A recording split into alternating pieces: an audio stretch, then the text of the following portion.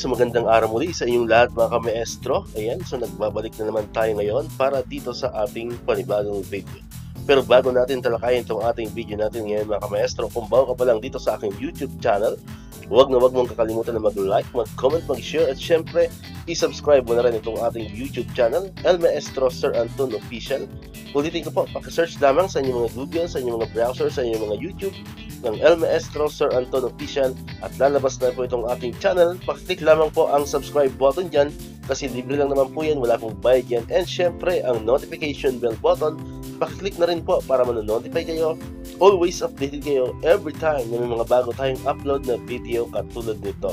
Alright, so nabanggit ko na kanina kamaestro, meron tayo ngayong panibagong video. Sa video natin ngayon mga kamaestro ay pag-usapan naman natin itong tungkol pa rin sa salary increase. Ayan, kasi maraming mga nagtatanong sa atin, no, via PM, via comment, no, sa mga post natin sa social media, no, kung kumusta na raw ba ang ating salary increase. Lalo pa ngayon, di ba, patapos na ang buwan ng Hunyo. Ayan, at malapit na rin ang pagbubukas ng ating school year 2024-2025.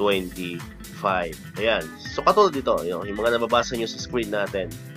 Ilan lamang po yan sa mga nag-comment sa post natin sa social media. Siyempre marami yan. Hindi ko na lahat isinama dito, no, mga kamaestro. So, yan. Una, ayan, mula kay sa isang subscriber natin, sabi niya, ano na balita sa salary increase? Sumunod naman, ito, me, I asked the salary increase po. Then, ito naman, kailan po ang effectivity ng salary increase? Kung meron nga talaga. So, yan po yung mga ilan sa mga katanungan ng ating mga kamaestro yan. Hindi lang siguro mga teachers, no? Kasi naman pag sinabing salary increase ay hindi lang teacher ang involved yan, kundi lahat ng government employee. Ayan. So, hindi natin ma-sure kung itong mga nagtanong sa atin ay mga teachers lahat yan, ano? Pero syempre majority ng mga subscriber natin is mga teachers pa rin. Alright?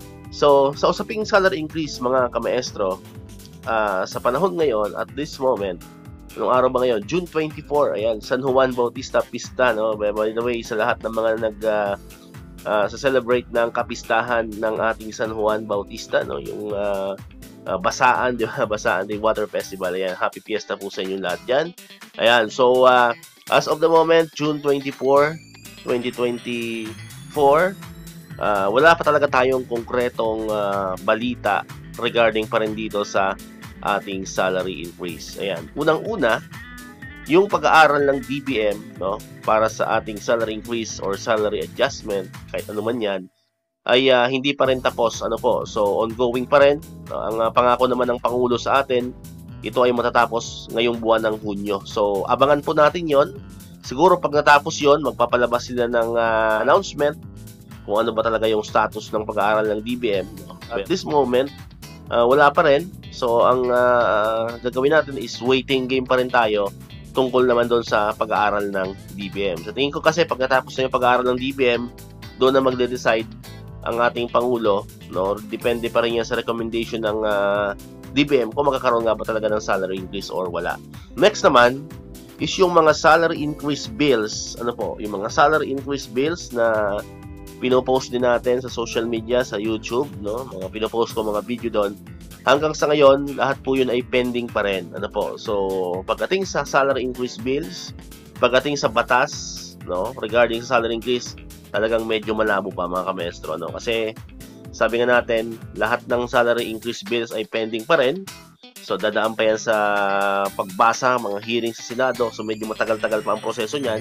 And if ever man ma-aproban yan, siguro by next school or by next year na yon, no? By January na yon, ano mga kamaestro, January 2025. So, medyo wala tayong asahan masyado sa salary increase bills, yung batas mismo, no? Pag na-aprobahan yon, so medyo matagal-tagal pa yon. Ang pangatlong option natin is yung executive order. Ayan, kasi yung executive order medyo madali lang yan, no? So, pag nagpalabas kasi ng isang executive order ang isang pangulo, hindi naman kailangan pang dinggin pa yan sa Senado or sa Kongreso. No, kumbaga power niya yon. Once na magpalabas siya ng executive order, so i-implement yon ASAP. Ano po? So, yun lang siguro ang inaasahan natin, no, mga kamaestro, yung executive order kasi yun ang medyo posible, no? Sa tingin ko, kung magkakaroon ng resulta na yung sa DBM, konektado yun dun eh. Pag nag-recommend siguro ang DBM na pwede tayong magkaroon ng salary increase, no?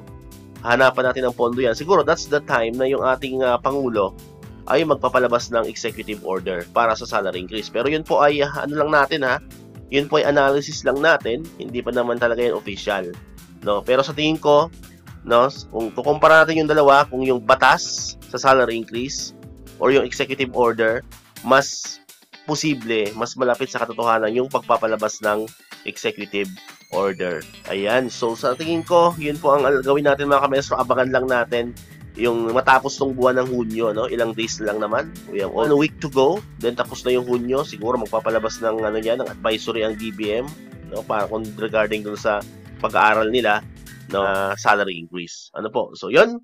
So yun muna po yung update natin regarding dito sa salary increase so far po. Sabi natin, wala pa talaga tayong konkreto, no? Hindi pa natin masusure kung magkakaroon nga ba ng salary increase ngayong taon na ito. So sana po nasagot ko yung mga nagko-comment diyan sa mga post natin. Ayan, hindi ko na po kasi kayo ma-reply isa-isa.